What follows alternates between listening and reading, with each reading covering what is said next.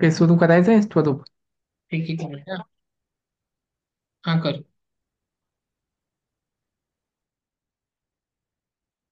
Okay. So नमस्कार. अ, धन्यवाद मला सर्वप्रथम या तुमच्या प्लॅटफॉर्मवरती बोलण्याची संधी दिली त्याबद्दल.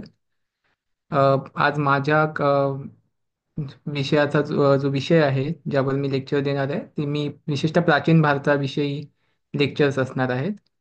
त्यातली सुरुवात मी तुमचा सिलेबस पाहिला. स्वरूप आवाज ऐकू येतोय ना? हो, येतोय. हां.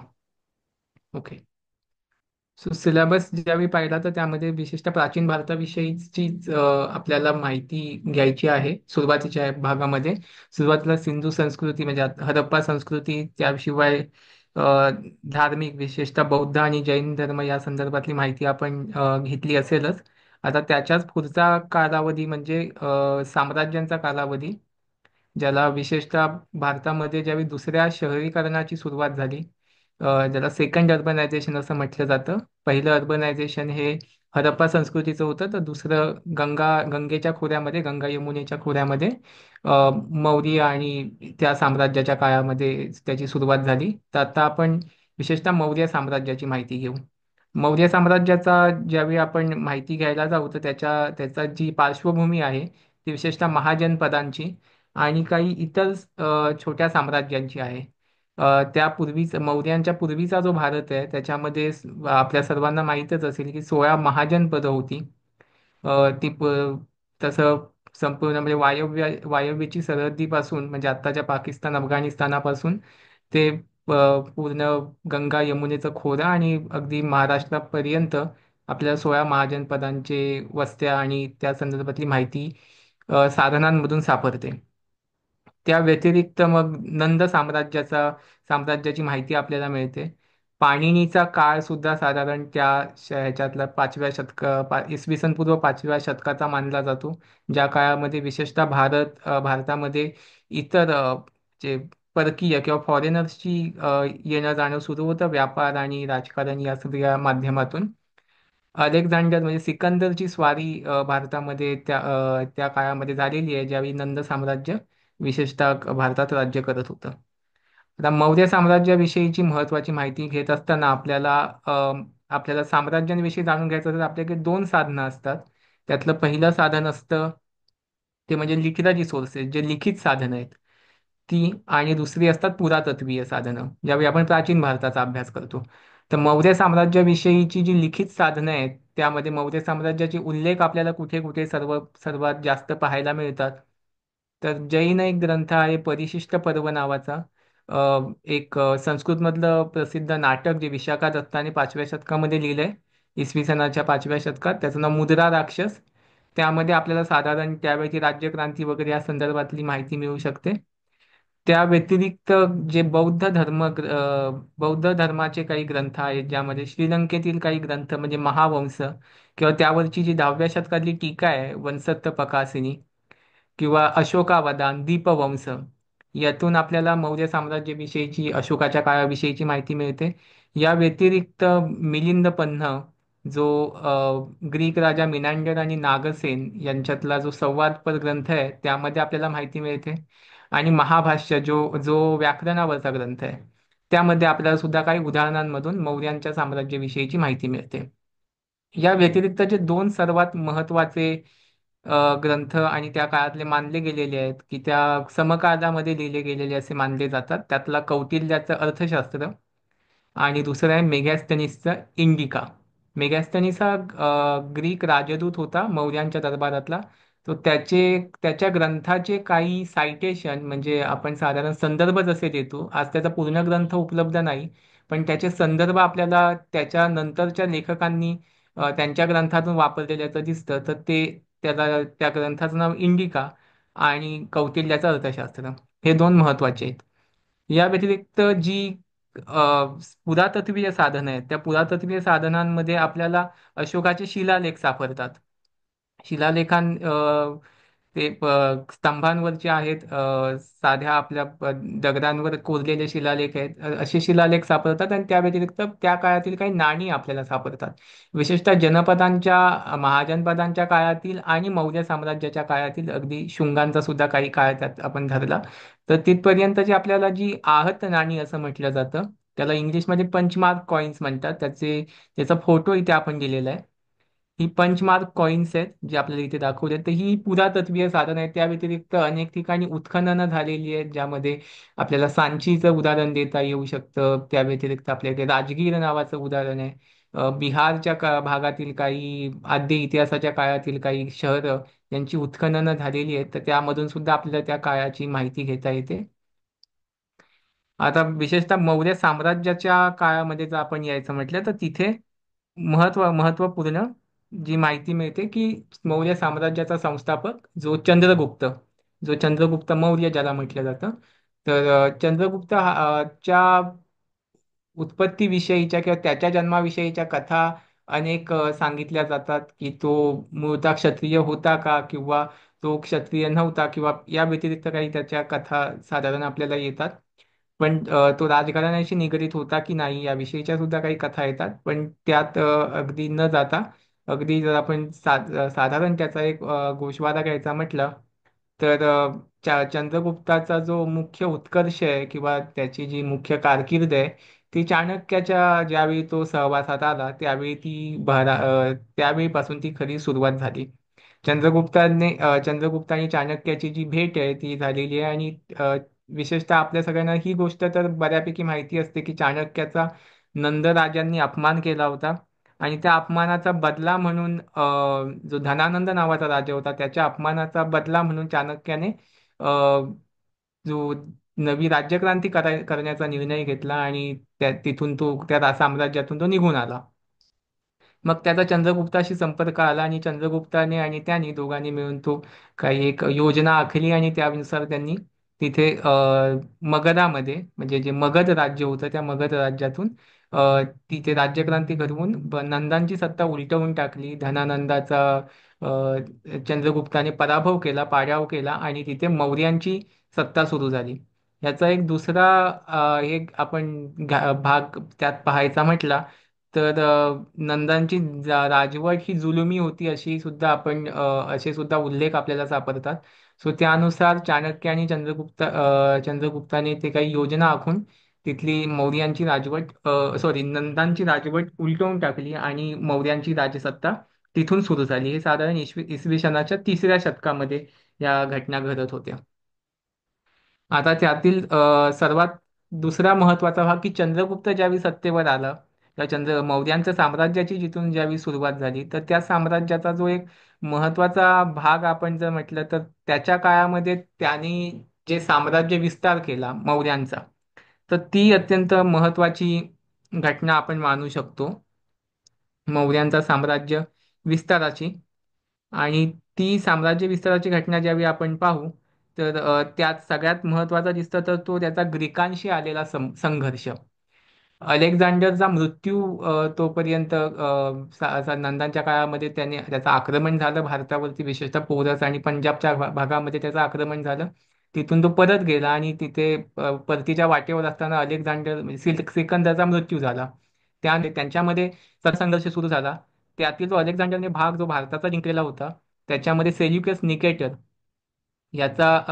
हा जो त्याचा महत्वाचा सेनापती होता त्याने तो भाग आपल्या ताब्यात ठेवण्यासाठी तो आला. त्याच्यानंतर पुढे साम्राज्य विस्तार करताना अगदीच म्हणजे भारताच्या सरहद्दीवर तो साम्राज्य विस्तार करत होता तर त्यावेळची महत्वाची राजसत्ता असलेले मौर्य आणि मग मौर्यांचा आणि सेल्युकस निकेटरचा संघर्ष तिथे आपल्याला पाहायला मिळतो. आणि मग त्यामध्ये विशेषतः सेल्युकस निकेटरचा चंद्रगुप्ताने पराभव केला आणि त्या पराभवानंतर वायव्य भारतीय उपखंड आहे जे आजचा पाकिस्तान, अफगाणिस्तान आणि आता भारत वगैरे ह्या सगळ्या भागांमध्ये तिथपर्यंत तो सगळा भाग मौर्यांनी आपल्या साम्राज्याला जोडला. तक्षशिलेपासून वगैरे संपूर्ण भाग मौर्यांच्या साम्राज्यात आला. त्या व्यतिरिक्त ग्रीकांचा एक राजदूत तो मौर्यांच्या दरबारात ठेवण्याचा निर्णय घेण्यात आला. काही याच्यामधून आपल्याला असे उल्लेख सापडतात की मौर्यांचे आणि ग्रीकांचे वैवाहिक संबंध सुद्धा त्यातून निर्माण झाले आणि तसेही काही उल्लेख आपल्याला सापडतात. तो चंद्रगुप्ताने आणि सगळ्यात महत्त्वाचा त्याच्या काळातला जो काळ आहे तो म्हणजे महत्त्वाचा त्याचा साम्राज्य विस्ताराचा जो जे त्याचं योगदान आहे ते ग्रीकांशी त्याची झालेली लढाई हे महत्त्वाचं त्याचं योगदान आहे. त्या व्यतिरिक्त चंद्रगुप्ताच्या काळामध्ये ग्रीकांच्या स्वारीनंतर ग्रीकांवरच्या विजयानंतर मेगॅस्थनीसचा मौर्यांच्या दरबारामध्ये प्रवेश झाला आणि मग मेगॅस्थनीसने जे काही त्याच्या ग्रंथामध्ये इंडिका म्हणजे इंडिका त्याच्या नावावरूनच आपण समजू शकतो की तो भारताविषयीचा त्याचा ग्रंथ होता. त्याचे भारतातले अनुभव वगैरे ह्याविषयीचा तो त्यात त्याने काही लिहिलेल्या गोष्टी त्याच्यावरून आपल्या तत्कालीन भारतातील परिस्थिती सामाजिक धार्मिक राजकीय परिस्थितीचा अंदाज अगदी मौर्यांच्या राजवाड्यांपासून वगैरे किंवा त्यावेळची शहरं याचा सुद्धा अंदाज आपल्याला मेगॅस्थिनीसच्या इंडिकावरून आपल्याला घेता येतो. सो ही एक महत्वाची माहिती आहे आणि त्या व्यतिरिक्त मग चंद्रगुप्ताचा जो दुसरा अ, जो संबंध आलेला आहे धार्मिक बाबतीमध्ये तो जैन धर्माशी आल्याचा आपल्याला दिसतो की चंद्रगुप्ताने त्याच्या शेवटच्या काळामध्ये अ, त्याने जैन धर्माची दीक्षा घेतली आणि त्याने मग राज्य सोडून तो जैन साधूंसोबत परिक्रमेला पुढे निघून गेल्याचं दिसतं. सो त्याचा मृत्यू परंपरेनुसार किंवा पॉप्युलर जी माहिती आहे त्यानुसार तो श्रवणबेळगोळ म्हणजे आत्ताचं जे कर्नाटकामध्ये जे ठिकाण आहे ते विशेषतः जैन तीर्थक्षेत्रांमध्ये ओळखलं जातं. अशा ठिकाणी तो आला आणि तिथे त्याचा मृत्यू झाल्याचं अशी परंपरेने माहिती आपण मानली जाते. परंपरेने किंवा धर्मग्रंथांमधून तशी माहिती किंवा चंद्रगुप्ताचा जो जैन साधू होता त्याचं नाव भद्रबाहू त्याने त्याला जैन धर्माची दीक्षा दिली आणि मग तो तिथून निघून आला. चंद्रगुप्तानंतर मग त्याचा जो मुलगा आहे त्याचं नाव आहे बिंदुसार. तो चंद्रगुप्ताचा जो उल्लेख आहे तो आपल्याला ग्रीक साधनांमधून सँड्रोकोटस म्हणजे अगदी त्याचं चंद्रगुप्त या नावाचं जे ग्रीक व्हर्जन आहे त्याचं सँड्रोकोटस असं आहे आणि त्याचा मुलगा जो आहे त्याचं नाव जो आपल्या सगळ्यांना माहिती आहे बिंदुसार. बिंदुसाराचा जो संस्कृतमध्ये नाव येतं त्याचं नाव आहे अमित्रघात. अमित्रघात म्हणजे शत्रूचा नाश करणारा असा. सो त्याचं अमित्र कोरस किंवा अमित्र चोरस असं आपल्याला ग्रीक साधनांमधून त्याचं वर्णन मिळतं. सो त्या बिंदुसाराच्या कालखंडामध्ये सुद्धा साम्राज्यात काही मोठी आक्रमणं त्यांच्यावर झाल्याचं म्हणजे त्याच्या काळात साम्राज्य काही त्याचा क्षय झाला असं दिसत नाही. साम्राज्यामध्ये काही मोठी उलथापालथ न होता त्याने सुद्धा अगदी व्यवस्थितरित्या राज्य केलं. त्यांच्या सीमा सुरक्षित होत्या त्याच्या काळामध्ये हे दिसून येतं. आता त्यांचे प्रांतीय त्यानंतर आपल्याला माहिती आहे की अशोक हा राजा महत्वाचा त्यानंतर झालेला आहे. आता त्यांचे प्रांतीय जे विभाग आहेत ती आपण त्याची साधारण राज्यव्यवस्था कशी होती त्याची माहिती घेऊ. ही चंद्रगुप्ताची जी राज्यव्यवस्था आहे किंवा मौर्य साम्राज्याची जी मुळात राज्यव्यवस्था आहे त्याचं साम्राज्य हे बऱ्यापैकी संपूर्ण भारतीय उपखंडावर आत्ताच्या भारतावरती त्याचं पसरलेलं होतं. अगदी आत्ताचा पाकिस्तान अफगाणिस्तान आत्ताचा संपूर्ण जवळपास भारत अगदी बंगाल गुजरात पूर्णतः महाराष्ट्रापर्यंत अगदी खाली कर्नाटकापर्यंत. सो तिथपर्यंत त्यांचं राज्य मोठ्या प्रमाणावर पसरलेलं दिसतं. तो त्यांची राजधानी जी आहे ती आत्ताची पटना किंवा त्यावेळी त्याचं नाव पाटलीपुत्र ही त्यांची राजधानी होती. अशोकाच्या शिलालेखांचा जर आपण उल्लेख केला आणि त्यातली जर माहिती घेतली तर अशोकाच्या शिलालेखानुसार त्यांचे जवळपास चार प्रमुख शहर किंवा चार प्रमुख राजधान्या आपण त्यांना म्हणू शकतो की एवढ्या मोठ्या राज्याचा जर कारभार करायचा असेल तर एका ठिकाणाहून करणं तसं फारच कष्टाचं होईल. सो त्यांचे चार प्रमुख शहरं होती. त्यातलं पूर्वेला म्हणजे बंगालमध्ये तोसाली हे शहर होतं. पश्चिमेला म्हणजे आताच्या पश्चिम बाजूस बट मध्य भारतामध्ये विशेषतः उज्जैन ज्याच्या मध्य प्रदेशमध्ये दक्षिणेला सुवर्णगिरी वायव्येला तक्षशिला ही त्यांची प्रमुख त्यांचे प्रांतीय विभाग होते. या व्यतिरिक्त मौर्यांच्या काळामध्ये इतरही शहरं उदयास आली होती ज्यामध्ये आत्ताच्या गुजरातमधलं जे सौराष्ट्रचा उल्लेख आपल्या किंवा भरूच जे आहे त्याला भृगुकच्छ म्हटलं गेलं होतं. पूर्वीचं त्याचं नाव सो ते भरूचचं बंदर वगैरे त्याच काळामध्ये मोठ्या प्रमाणावर भरभराटीला आला आणि येण्याची सुरुवात झाली. महाराष्ट्रामध्ये विशेषतः आत्ताचा नालासोपाऱ्याचा जो भाग आहे त्याला सोपारा किंवा शूरपारक असं म्हटलं गेलंय. तर तो भाग अगदी तुम्ही मध्य प्रदेशमध्ये विदिशा जे शहर आहे आजही आहे आणि त्यावेळी सुद्धा ते होतं. तर विदिशाचा भाग काही, तर ही महत्वाची काही शहरं त्यांच्या काळामध्ये मौर्यांच्या काळामध्ये उदयास आली होती, याचा आपल्याला अंदाज घेता येतो. आणि ह्या विशेषतः ह्या अशा प्रांतीय विभागांमध्ये मौर्यांचं साम्राज्य किंवा राज्य व्यवस्था विभागली गेली होती. त्या व्यतिरिक्त मग मौर्यांचं प्रशासन कसं होतं? सो मौर्यांच्या प्रशासनावरती जर आपण त्याचा त्याचा साधारण माहिती घ्यायची म्हटली तर त्याची माहिती लिखित साधनांमधून जी मिळते ती विशेषतः अर्थशास्त्र. हे अर्थशास्त्र जे कौटिल्याचं आहे, त्याच्यामध्ये किंवा कौटिल्य अर्थशास्त्र ज्याला म्हटलं जातं, त्याचा या मौर्यांच्या साम्राज्यावर किंवा एकूणच भारतीय राज्यव्यवस्थेवर किंवा राजा व्यवस्था जी आहे राजा नावाची, सो त्यामध्ये त्याचा जर अमिट ठसा जर कोणाचा असेल तर तो कौटिल्याच्या अर्थशास्त्राचा आहे. म्हणजे त्याची जी पूर्णतः त्याचा जो मूळचा ढाचा जो आहे तो कौटिल्य अर्थशास्त्रावरती बऱ्यापैकी उभारलेला आहे. सो त्यावेळेचं मौर्यांचं प्रशासन हे जवळपास अनेक भागांमध्ये अनेक स्तरांमध्ये विभागलं गेलं होतं. त्यात पहिलं सर्वात प्रथम केंद्रीय प्रशासन होतं, प्रांतीय प्रशासन होतं, नगरांचं प्रशासन होतं किंवा ग्राम प्रशासन होतं, लष्करी प्रशासन आहे, गुप्तचरांचं प्रशासन आहे, न्याय व्यवस्था, महसूल व्यवस्था, कालवे, पाटबंधारे, लोककल्याणाचा एक विभाग आपण जर म्हटलं, आणि धर्म महामात्र. तर हे आपण साधारण हे जे रिक्रिएट केलेलं आहे ते कौटिल्याचं अर्थशास्त्र आणि काही भाग आपल्याला अशोकाच्या शिलालेखांचाही घेता येतो.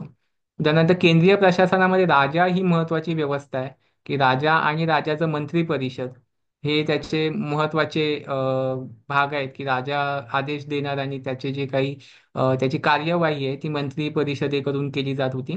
विशेषतः राजधानीमध्येच म्हणजे पाटलीपुत्रामध्येच मौर्यांचं जे मुख्य हार्टलँड ज्याला आपण म्हणू शकतो ती तिथे होती.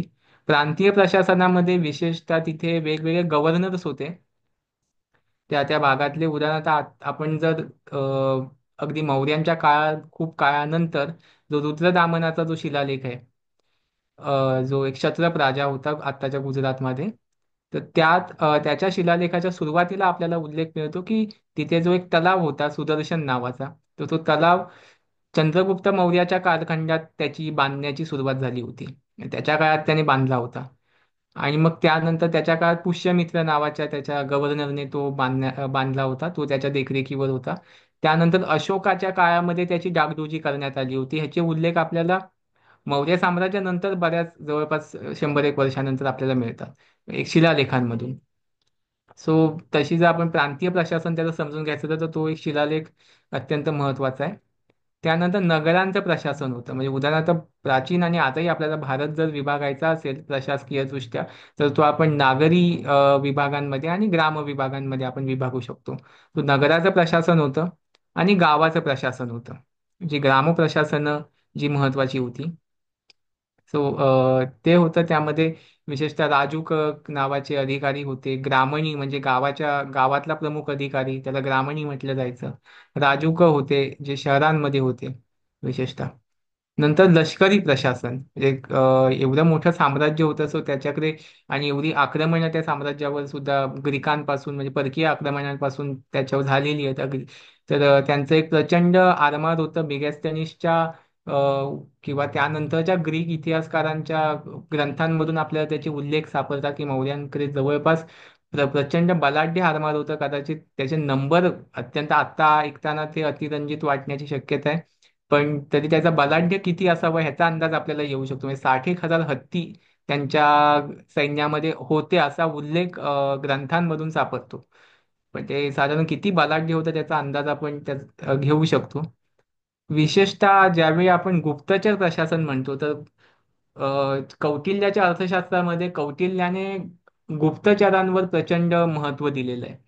की राज्याचे जे डोळे असतात, अगदी आपल्याला महाराजांच्या काळात शिवाजी महाराजांच्या काळात सुद्धा त्यांचं सुद्धा गुप्तचर किंवा हेर खातं जे म्हटलं जातं अत्यंत महत्वाचा साम्राज्याचा भाग असतो. की बातम्या वेळच्या वेळी पोहोचणं किंवा शत्रू राज्यांमध्ये भेद घडवून आणणं किंवा या सगळ्यामध्ये गुप्तचर खात्याचा मोठा वाटा आपल्याला बघायला मिळतो. आणि त्यातही कौटिल्याने गुप्तचरांवरती प्रचंड त्याच्यावरती भर दिलेला आहे. ते गुप्तचरांची व्यवस्था अत्यंत चांगली ठेवण्यात यावी असाही त्याचा हे आहे.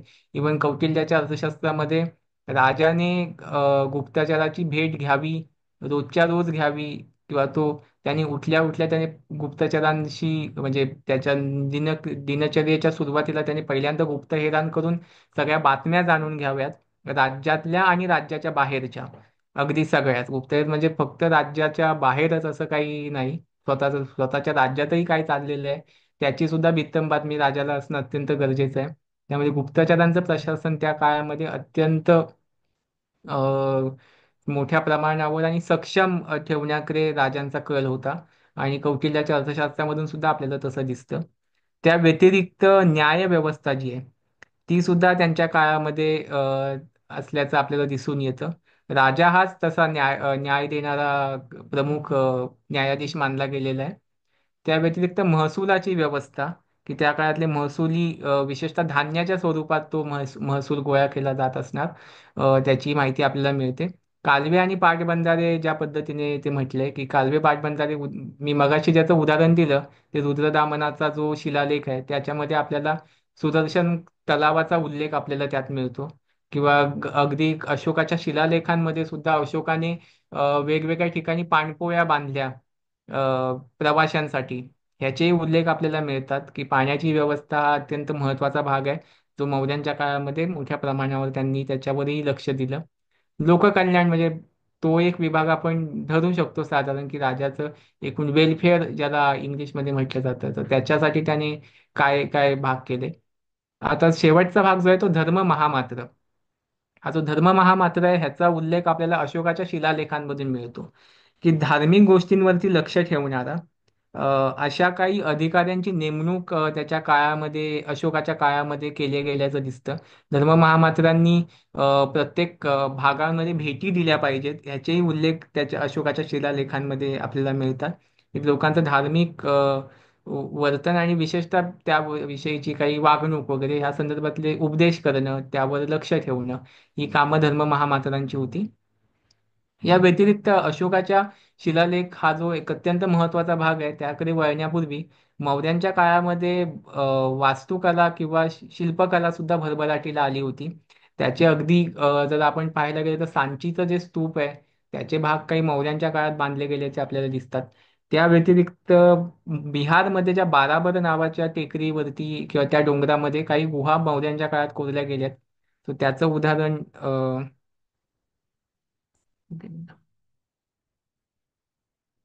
हा सो ही ती गुहा एक गुहेचं चित्र आहे मौर्यांच्या काळातलं.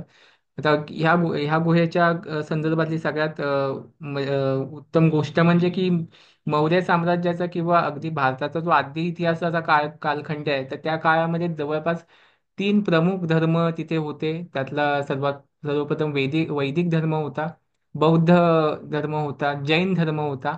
त्या व्यतिरिक्त एक महत्वाचा संप्रदाय, एक पंथ त्या काळामध्ये होता तो म्हणजे आजीविकांचा. आजीविक हे जवळपास म्हणजे त्याचा जो प्रवर्तक होता आजीविकांचा त्याचं नाव मक्कलीपुत्र गोसा आलं. तो महावीराचा आणि अगदी गौतम बुद्धाचा देखील समकालीन होता. तो त्या काळात त्याने सुद्धा नियतिवाद याच्यावरती त्याचा भर होता. त्यांचेही सुद्धा जे साधू होते आजीविकांचे हे सुद्धा नग्नपणेच फिरत असत. आणि तर त्या मौर्यांच्या काळामध्ये विशेषतः अशोकाने जसा बौद्ध धर्माला राजाश्रय दिला किंवा अनेक संप्रदायांना राजाश्रय दिला त्यातला मौर्यांच्या काळामध्ये आणि अशोकाच्या आणि त्याच्या नंतरच्याही काळात आजीविकांना सुद्धा मौर्यांचा राजाश्रय लाभला. त्याचे उदाहरण आपल्याला ह्या बाराबरच्या लेण्यांमध्ये आपल्याला पाहायला मिळतं.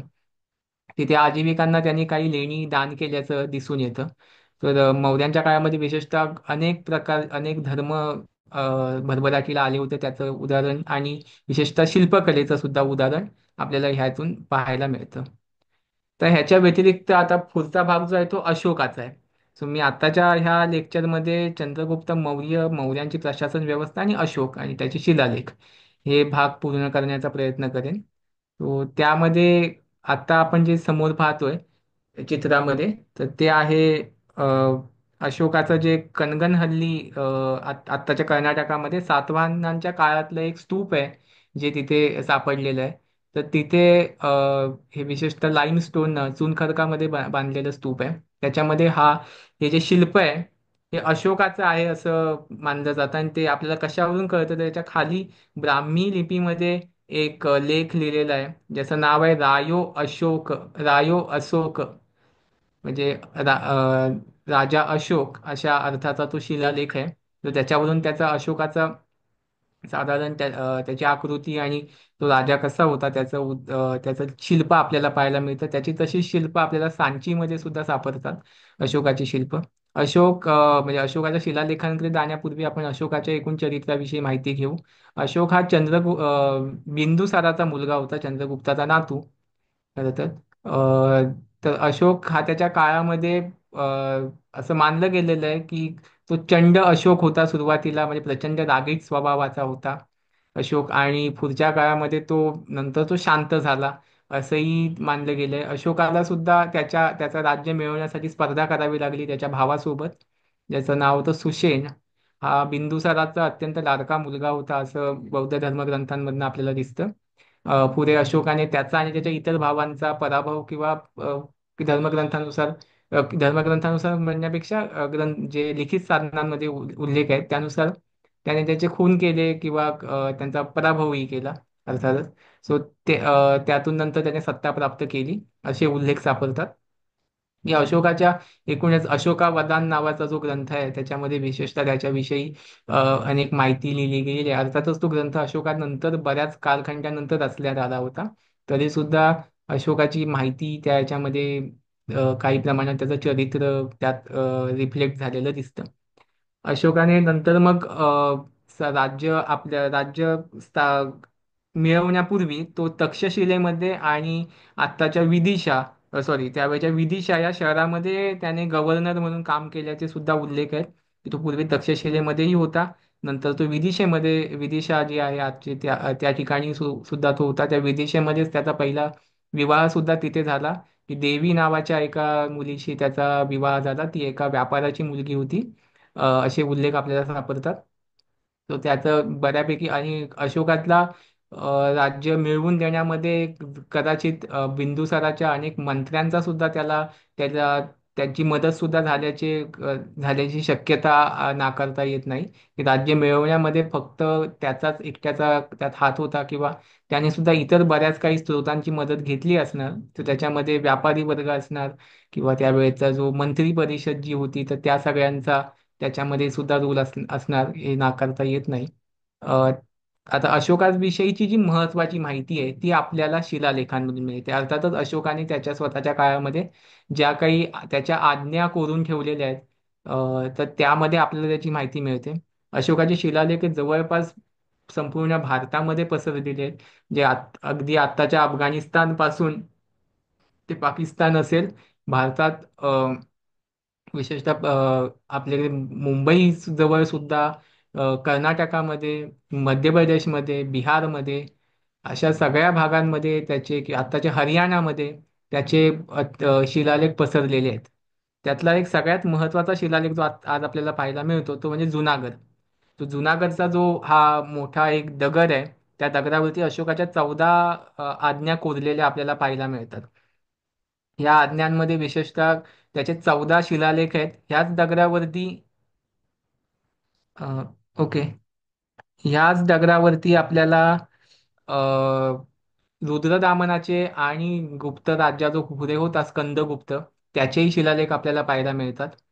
त्यानंतर त्या व्यतिरिक्त आपल्याला अशोकाचे जे शिलालेख आहेत ते ब्राह्मी लिपीमध्ये आहेत.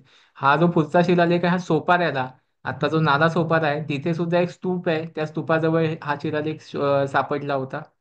त्या व्यतिरिक्त त्याचे शिलालेख जे आहे ते खरोष्टी लिपीमध्ये सुद्धा आपल्याला मिळतात. ही खरोष्टी लिपी आहे, ही उजवीकडून डावीकडे वाचली जाते, तर ब्राह्मी लिपी डावीकडून उजवीकडे वाचली जाते. तर या खरोष्टी लिपीतले काही लेख आपल्याला आत्ताच्या पाकिस्तानमध्ये शहाबाजगडी नावाचं ठिकाण आहे तिथे मिळतात. त्या व्यतिरिक्त त्याचे अजून दोन लिपींमध्ये आणि दोन भाषांमध्ये लेख मिळतात. ते म्हणजे ग्रीक आणि अरेमाइक ह्या भाषांमध्ये सुद्धा त्याचे लेख आपल्याला आजच्या हा कंदाहारचा लेख आहे तिथे आपल्याला मिळतात. हे सगळे दगडावरती किंवा सपाट दगडावर कोरलेले लेख आहेत. त्या व्यतिरिक्त त्याचे जे काही लेख आहेत ते आपल्याला स्तंभांवरती कोरलेले दिसतात. हे स्तंभांवरचे लेख आहेत. त्यातही हा जो दिल्ली टोपरा टोपरा हे हरियाणा मधलं ठिकाण आहे. तर दिल्ली आपल्याला जी माहिती आहे हा फिरोजच्या कोटला इथे हा त्याचा स्तंभ आहे.